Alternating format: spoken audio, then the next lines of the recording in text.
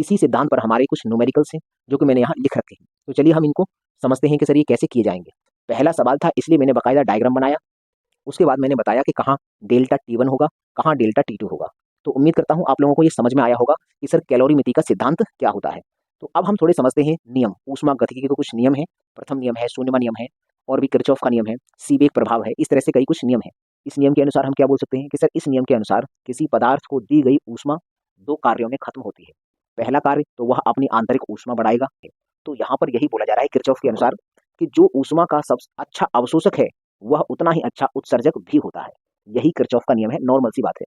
Seebeck प्रभाव के अनुसार जब दो अलग अलग धातुओं के तारों को जोड़कर एक बंद परिपथ बनाया जाता है तो उस बंद परिपथ में थोड़ी सी धारा प्रवाहित हो जाती है।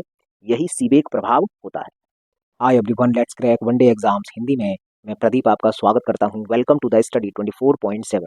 दोस्तों, भौतिक विज्ञान की जो अपनी सीरीज चल रही थी उस सीरीज का आज ये 70वां लेक्चर है। इससे पहले हमारे 69 लेक्चर कंप्लीट हो चुके हैं। हम इससे पहले वाले लेक्चर में विशिष्ट ऊष्मा और गुप्त ऊष्मा को बहुत अच्छे से, बहुत ही डिटेल में समझ चुके थे। आज की क्लास में हम समझेंगे सर कैलोरीमिति का सिद्धांत क्या है तथा ऊष्मा से संबंधित कुछ नियम है, जैसे कि ऊष्मागतिकी का शून्यवां नियम क्या है, ऊष्मागतिकी का प्रथम नियम क्या है, सर द्वितीय नियम क्या है, किरचॉफ का नियम क्या होता है।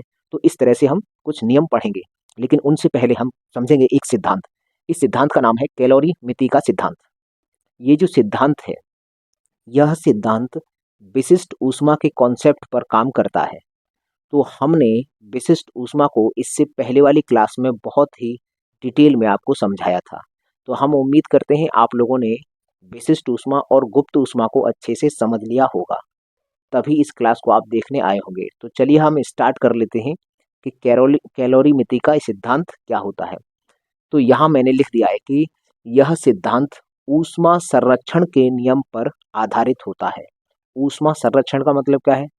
पहले जितनी ऊष्मा थी बाद में जितनी ऊष्मा होगी दोनों बराबर होती हैं। यही ऊष्मा संरक्षण का नियम है। अब इसके सिद्धांत पर ये आधारित है, ये वाला सिद्धांत। अब इस सिद्धांत के अनुसार है क्या? तो ये कह रहा है कि इस सिद्धांत के अनुसार एक पदार्थ द्वारा दी गई ऊष्मा तथा दूसरे पदार्थ द्वारा ली गई ऊष्मा बराबर होती है। ये बात है। जैसे एक पदार्थ ऊष्मा देगा दूसरे पदार्थ को, तो उसके द्वारा दी गई ऊष्मा और दूसरे के द्वारा ली गई ऊष्मा बराबर होगी। यही कैलोरीमिति का सिद्धांत होता है। जैसा कि हम यहाँ देख सकते हैं, सर दी गई ऊष्मा, हमने इसको Q1 माना है, और यहाँ लिखा है ली गई ऊष्मा, इसको हमने Q2 माना है। अब हमने ये कहा था कि सर देखो, अगर कोई भी पदार्थ है, अगर ऊष्मा अपनी थोड़ी किसी को देगा तो अपनी अवस्था तो परिवर्तित नहीं कर रहा है। तो अगर पदार्थ की अवस्था नहीं बदलेगी तो सर वहाँ पर विशिष्ट ऊष्मा काम करती है।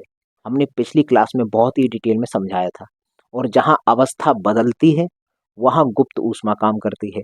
तो सर इस वाली कंडीशन में अवस्था बदलती नहीं है, इसलिए Q1 भी विशिष्ट ऊष्मा होती है और Q2 भी विशिष्ट ऊष्मा होती है, क्योंकि जो पदार्थ ऊष्मा ग्रहण कर रहा है वह भी अपनी अवस्था नहीं बदलता है। अगर वह लिक्विड है तो लिक्विड ही रहेगा, अगर सॉलिड है तो सॉलिड ही रहेगा, गैस है तो गैस ही रहेगा।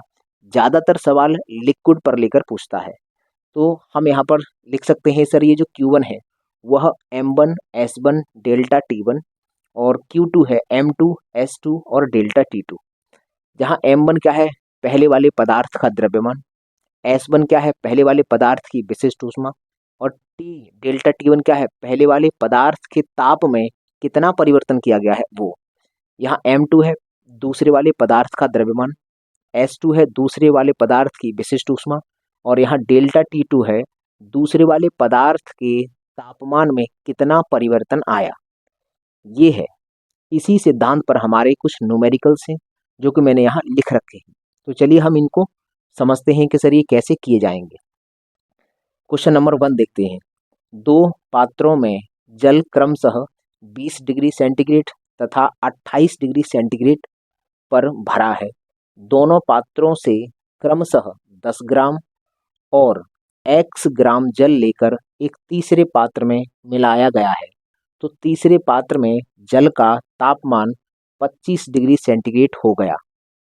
तो x का मान हमें ज्ञात करना है। लेकिन इस सवाल में एक बात और दी है ब्रैकेट में कि जल की विशिष्ट ऊष्मा 1 कैलोरी प्रति ग्राम इंटू केल्विन होती है। तो कुल मिलाकर ये सवाल है और हमें यहाँ पर x की वैल्यू ज्ञात करनी है। ये पहला सवाल है, तो मैं थोड़ा सा डायग्राम बना देता हूँ कि क्या डायग्राम बनेगा। जैसे इसने बोला है 2 पात्र हैं, तो हमारे पास एक पात्र ये है, दूसरा पात्र ये है। इसमें भी जल भरा है और इसमें भी जल भरा है, दोनों में जल भरा हुआ है। इसमें जो जल है उसका तापमान कितना है? इसमें जो जल है वह है 20 डिग्री सेंटीग्रेड पर और दूसरे वाले में है 28 डिग्री सेंटीग्रेड। हमने फिर क्या किया, हमने इन दोनों को एक तीसरे पात्र में मिलाया। हमने कहा कि सर इसमें से हम कुछ मात्रा लेंगे और कुछ मात्रा हम इसमें से लेंगे। दोनों को हमने एक तीसरे पात्र में रखा है, ये वाला तीसरा पात्र। इसमें से हमने कुछ मात्रा निकाली है और इसमें से भी कुछ मात्रा निकाली है, तो इस तीसरे पात्र में जल की कुछ मात्रा हो जाएगी। ये जो जल की मात्रा है, अब सवाल में दे रखा है कि इसने कहा है कि क्रमशः, ये क्रमशः बात कर रहा है, इसका मतलब पहले वाले पात्र से 10 ग्राम निकाला है। तो सर पहले वाले पात्र से हमने कितना लिया है? 10 ग्राम। इसका हमने 10 ग्राम लिया है और दूसरे वाले पात्र का लिया है x ग्राम। यहाँ लिख देते हैं ग्राम। पहले वाले पात्र से हमने 10 ग्राम निकाल के इसमें डाला है, दूसरे वाले पात्र से x ग्राम निकाल के इसमें डाला है। तो हमने देखा कि सर इसका तापमान कितना हो गया। अब देखो, कुछ पानी यहाँ से निकाला है, कुछ पानी यहाँ से निकाला है, तो ये जो तीसरे नंबर का जो पात्र बनेगा उसका जो टेम्परेचर कितना होगा, वह देखो ये 20 है और ये 28 है, तो 20 और 28 के बीच में कहीं होगा। 20 से कम नहीं हो सकता और 28 से ज़्यादा नहीं हो सकता। ये जो तीसरे वाला तापमान है, इसका जो ताप जो भी निकल के आएगा वो इन दोनों के बीच में ही होगा। लेकिन अभी इस सवाल में दे रखा है कि ये जो तीसरे नंबर का पात्र है उसका टेम्परेचर कितना हो जाता है? 25 डिग्री सेंटीग्रेड। 25 डिग्री सेंटीग्रेड ये हो जाता है। तो ये हमारा बन गया डायग्राम। अब हमें बतानी है कि ये बताइए x। अब एक बात यहाँ से कंडीशन हम समझेंगे कि सर ये जो था पहला वाला, पहले वाले का जो ताप था वह 20 से 25 हुआ होगा। इसका मतलब पहले वाला जो पानी था उसका टेम्परेचर 20 से 25 हुआ होगा, मतलब बढ़ा कितना होगा? डेल्टा T1 कितना होगा? हम इसको अगर मानते हैं कि सर ये जो है ना, ये M1 है, M1 10 ग्राम है और इसको हम मानते हैं M2 है, ये दूसरी कंडीशन है। अगर हम बात करते हैं सर ये ताप इसका 20 था, तो जब इसमें मिलाया गया होगा तो इसका टेम्परेचर 25 हो गया होगा, मतलब इसका इसमें से जितना भी जल लिया गया होगा उसका तापमान कितना बड़ा होगा? तो 5 बड़ा होगा, क्योंकि पहले 20 था तो 5। तो हम यहाँ से निकाल सकते हैं सर डेल्टा T1 कितना होगा? 5 डिग्री सेंटीग्रेड। ये यहाँ पर समझ में आ गया। ये वाला जो पानी होगा वो 28 डिग्री पर था, लेकिन जब इसमें से हमने थोड़ी मात्रा इसमें निकाली है तो वो पानी जो 28 था अब वह 25 बन गया। इसका मतलब यहाँ पर डेल्टा T2 कितना होगा? कितने की कमी आई होगी? डेल्टा T2, ये 28 से 25 हुआ है, मतलब 3 कम आया है। यहाँ हमें समझ में आ गया 3 का डिफरेंस है, हमें अंतर निकालना होता है, तो यहाँ 3 का अंतर है। तो अब हमेशा देखो, अगर कहीं यहाँ दोनों वैल्यू दे और यहाँ अगर कभी कभी ना दे तो हम यहाँ x मानते हैं। याद रहे, छोटी वाली वैल्यू है उससे ये बड़ी होगी और बड़ी वाली वैल्यू है उससे ये छोटी होगी। तो जब इन दोनों का अंतर निकालते हैं तो इस वाली में से ये घटाई जाती है और जब इन दोनों का अंतर निकालते हैं तो बड़ी वाली में से ये वाली घटाई जाती है। ये हमेशा याद रहे, क्योंकि कोई कोई सवाल ऐसे होंगे जब यहाँ x आएगा फिर हम अंतर निकालने के लिए क्या करेंगे, क्योंकि हमें मालूम है ये जो x होगा ना वो इसके और इसके बीच में होगा कहीं। तो जब हम इन दोनों का अंतर निकालेंगे तो इसमें से इसको घटाते हैं और जब इन दोनों का अंतर निकालेंगे तो इसमें से इसको घटाएंगे, अगर यहाँ x होगा तो। लेकिन अभी हमारे पास है, तो हमें M1 पता चल गया, डेल्टा T1 पता चल गया और जल की विशिष्ट ऊष्मा दे रखी है इसने 1, वो हम दोनों जगह इस्तेमाल कर लेंगे। पूछा क्या है? x का मान पूछा है, तो देखो हम यहाँ पर फॉर्मूला लगाएंगे, ये वाला M1 S1 डेल्टा T1 बराबर M2 S2 डेल्टा T2।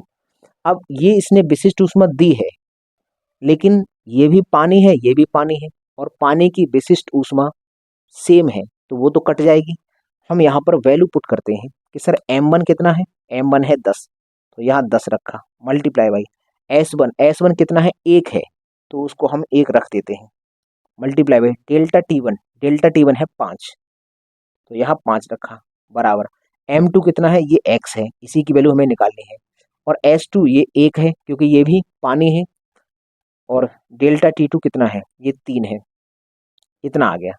बस अब हमें इसे सॉल्व करना है, तो ये 50 हो जाएगा, 50 और इसमें ये 3 इधर आएगा तो भाग लग जाएगा, तो 50 में ये 50 होगा, उसमें अगर 3 का भाग लगेगा तो 16.66 आएगा। यहाँ से हम समझ सकते हैं कि यहाँ से जो x की वैल्यू निकल के आएगी वो 16 से ही 2/3 आएगी, तो 2/3 का अगर भाग फिर 3 का 2 में भाग लगा देंगे तो 0.666 इस तरह से चलेगा। तो ऐसा कहाँ पर है, ये क्या 16.66 ग्राम, तो ऑप्शन नंबर ए इस सवाल का सही उत्तर होगा। मुझे उम्मीद है कि तुम्हें समझ में आया होगा। पहला सवाल था इसलिए मैंने बाकायदा डायग्राम बनाया, उसके बाद मैंने बताया कि कहाँ डेल्टा T1 होगा, कहाँ डेल्टा T2 होगा। तो चलिए, उम्मीद करते हैं तुम्हें ये सवाल समझ में आया होगा। अब एक काम करना, पहला मैंने बता दिया, अब वीडियो को रोकना, ये वाला सवाल और ये वाला सवाल, इन दोनों सवालों को करने की ट्राई करना कि सर इनका आंसर क्या होगा। तो मैं बीच में हो गया हूँ, आप वीडियो को रोकेंगे, इस वाले सवाल को सॉल्व करने का प्रयास करेंगे और इस वाले सवाल को भी सॉल्व करने का प्रयास करेंगे। मुझे उम्मीद है कि आप लोगों ने सॉल्व कर लिया होगा। चलिए अब हम इनको भी समझते हैं। देखो ये सवाल क्या है, 25 डिग्री सेंटीग्रेड के 1 लीटर पानी को 40 डिग्री सेंटीग्रेड वाले 1 लीटर पानी में मिलाया गया। तो देखो दोनों से 1-1 लीटर मात्रा ली है, मतलब m1 और m2 बराबर है, तो सर वो तो कट जाएगा, ये हमें समझ में आया। पहले का जो ताप था वह 25 था, दूसरे का ताप था 40। फिर इसने बोला तो मिश्रण का तापमान ज्ञात करो, तो जो मिश्रण होगा उसका तापमान बताओ। अब एक बात बताओ, इसमें भी पानी है उसमें भी पानी है, तो पानी की विशिष्ट ऊष्मा बराबर होगी और द्रव्यमान भी बराबर है। तो देखो m1 और s, ये बल m, इधर m1 और s1, इधर m2 और s2 आएगा, ये दोनों जगह से कट जाएगा। क्यों? क्योंकि यहाँ पर भी पानी है वो भी पानी है, तो विशिष्ट ऊष्मा दोनों की बराबर होगी, तो s1 s2 से कट जाएगा। द्रव्यमान दोनों जगह बराबर है, 1-1 लीटर लिया गया है, तो m1 और m2 से कट जाएगा। इसका मतलब डेल्टा T1 बराबर डेल्टा T2 करेंगे डायरेक्ट। हम यह वैसे रख देते हैं, चलो हम यहाँ पर पहली बार में तो लिख लेते हैं m1 s1 डेल्टा T1 बराबर m2 s2 डेल्टा T2।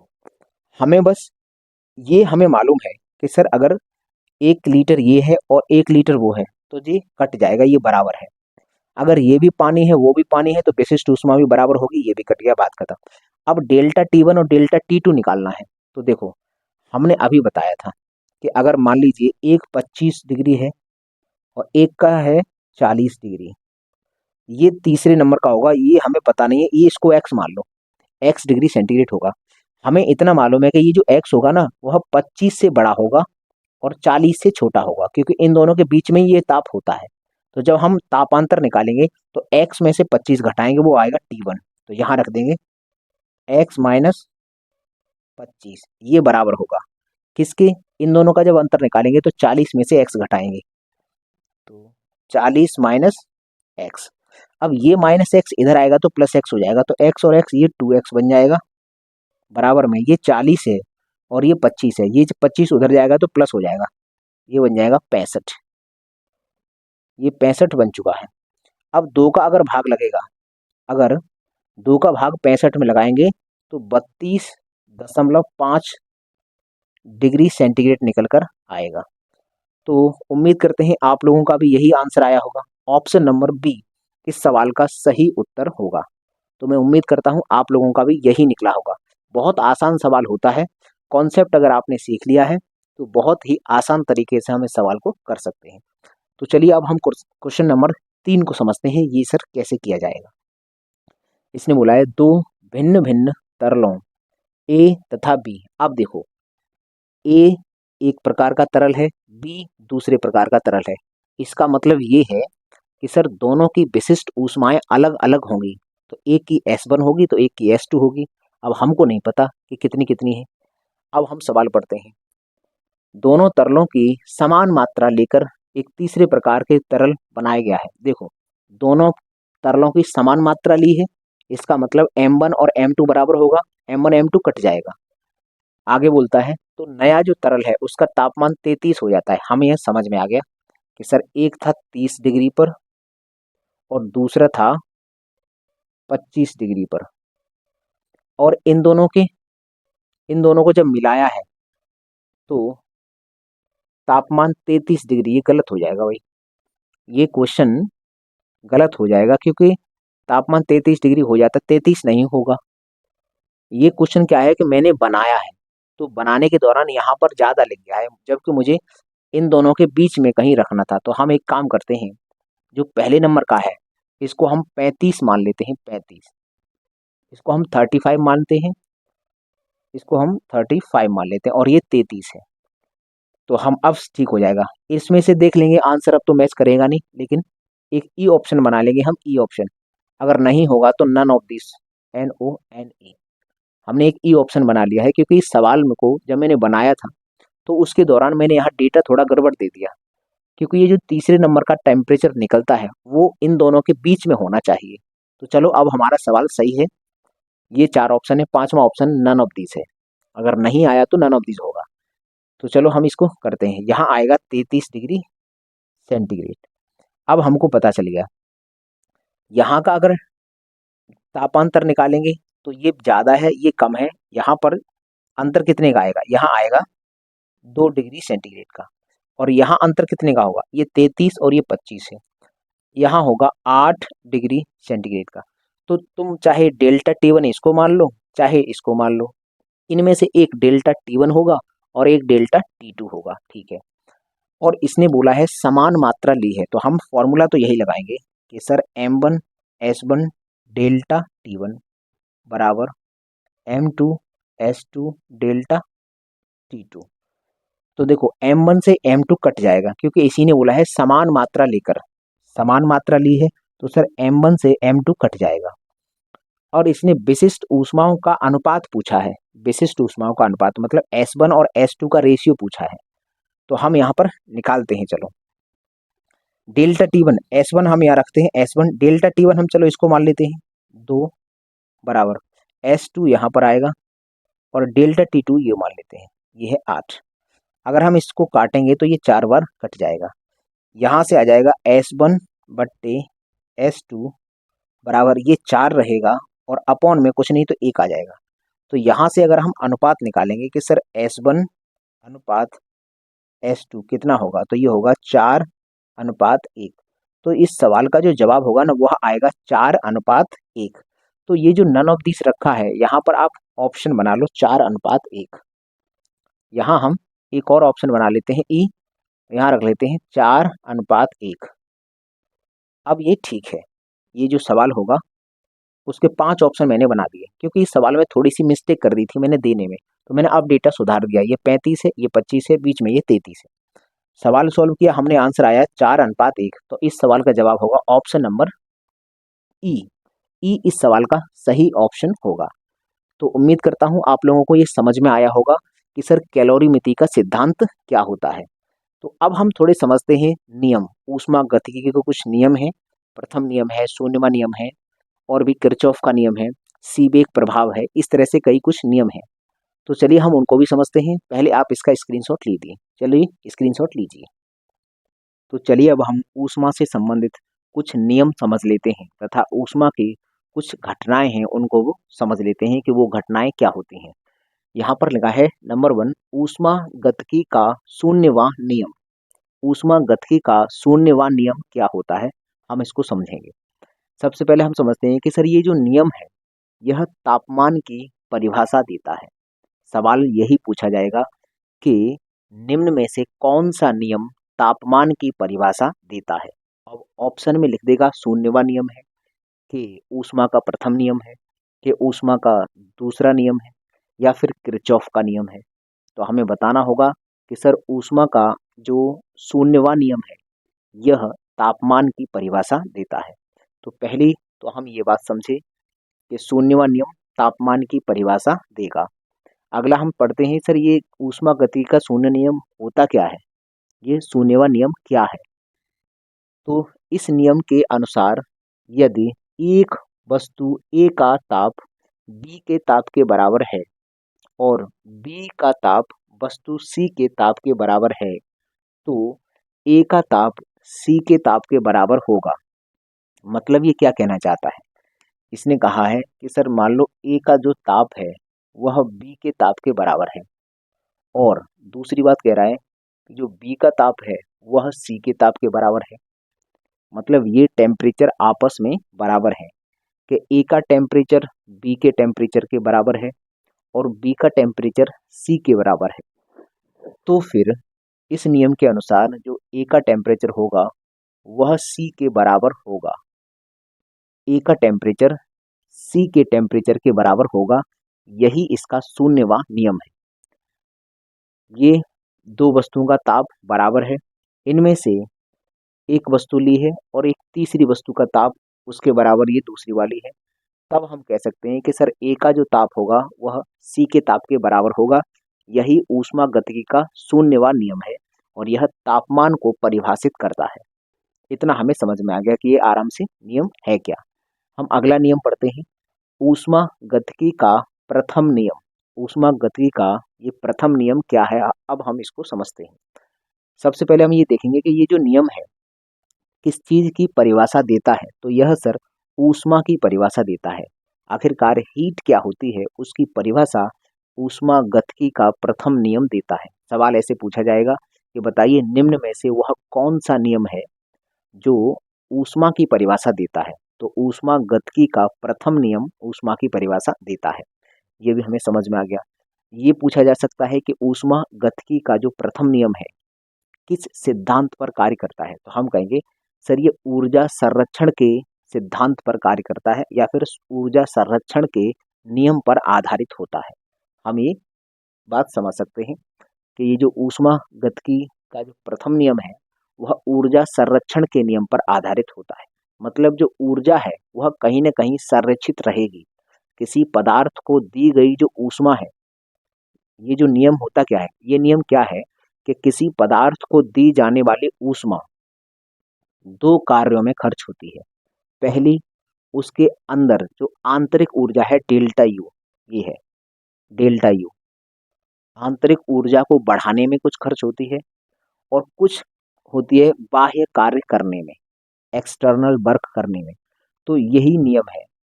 इस नियम के अनुसार हम क्या बोल सकते हैं कि सर इस नियम के अनुसार किसी पदार्थ को दी गई ऊष्मा दो कार्यों में खत्म होती है। पहला कार्य तो वह अपनी आंतरिक ऊष्मा बढ़ाएगा, उसमें खर्च होगी। दूसरा कुछ बाह्य कार्य करना पड़ेगा। बाह्य कार्य का मतलब है जैसे हम ऊष्मा एक पदार्थ से दूसरे पदार्थ में दे रहे हैं तो जब जाएगी तो जाने के लिए एक्सटर्नल वर्क करना पड़ता है। तो एक्सटर्नल वर्क कुछ उसमें खर्च हो जाएगी ऊष्मा और थोड़ी सी ऊष्मा उसकी आंतरिक ऊर्जा बढ़ाने में खर्च होगी। यही ऊष्मागतिकी का प्रथम नियम है कि किसी पदार्थ को दी गई ऊष्मा है वो दो कार्यों में खर्च होगी। पहली उसकी आंतरिक ऊर्जा बढ़ाएगी और दूसरी कुछ बाह्य कार्य भी उसको करना पड़ेगा। ये हुआ हमारा ऊष्मागतिकी का प्रथम नियम। अब हम समझते हैं सर ऊष्मागतिकी का द्वितीय नियम क्या होता है। देखो सर ये द्वितीय नियम क्या है, इसने बोला है कि अगर बाह्य बल अनुपस्थित है, किसी प्रकार का अगर बल कार्य नहीं कर रहा है तो हमेशा तापमान उच्च तापमान से निम्न तापमान की ओर ऊष्मा का प्रवाह होता है। ऊष्मा का जो प्रवाह है वह हमेशा उच्च ताप से निम्न ताप की ओर होगा यदि किसी प्रकार का बाह्य बल नहीं है तो। यही ऊष्मागतिकी का दूसरा नियम है। जैसे तुमने देखा होगा कि सर जो पानी का बहाव होता है वह पानी का बहाव उच्च लेवल से निम्न लेवल की ओर होता है, high level to low level होता है। अब हमने देखा होगा घर में हमारे में समर लगी होती है। समर क्या करती है, समर तो सर पाताल में से पानी निकालती है, उसका लेवल बहुत लो है और वहां से जो ऊपर टंकी रखी है उसका हाई लेवल है, वहां से पानी निकालकर उसमें भर देती है, तो पानी का प्रवाह वहां करवा देती है। लेकिन वो समर है वह एक्सटर्नल कुछ बल लगा रही है। यहाँ क्या बोला गया है कि बाह्य बल बिना किसी बाह्य बल, उसमें क्या कर रहे हैं हम, पानी पाताल से निकाल कर अगर टंकी में भर रहे हैं तो सर वहाँ तो बाह्य बल लगा हुआ है ना। वो जो समर है वह बाह्य बल लगा रही है, तो बाह्य बल लगा के तो हम लो टेम्परेचर से हाई टेम्परेचर की तरफ भी प्रवाहित करवा सकते हैं ऊष्मा का।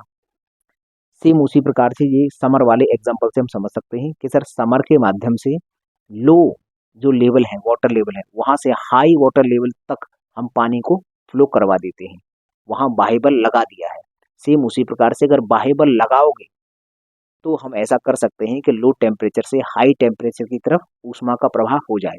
लेकिन यदि बाह्य बल नहीं है तो हमेशा जो ऊष्मा होगी वह हाई टेम्परेचर से लो टेम्परेचर की तरफ ही बहेगी।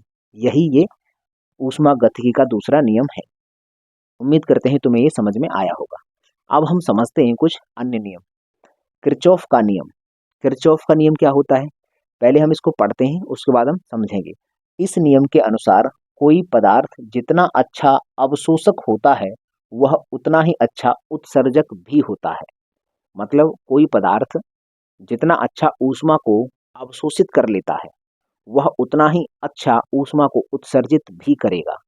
यही कारण है कि एक अगर सफेद गेंद है और एक काली गेंद है, दोनों को समान ऊष्मा देकर हमने गर्म किया है, फिर उसको हम दोनों को अंधेरे कमरे में ले जाएंगे तो काली बॉल ज़्यादा चमकेगी और सफ़ेद बॉल कम चमकेगी। क्यों? क्योंकि ये जो काली बॉल है वह ऊष्मा का अच्छा अवशोषक होती है। तो यहाँ पर यही बोला जा रहा है किरचॉफ के अनुसार कि जो ऊष्मा का सब अच्छा अवशोषक है वह उतना ही अच्छा उत्सर्जक भी होता है। यही किरचॉफ का नियम है, नॉर्मल सी बात है। यहाँ पर एग्जाम्पल भी है कि कृष्ण पिंड।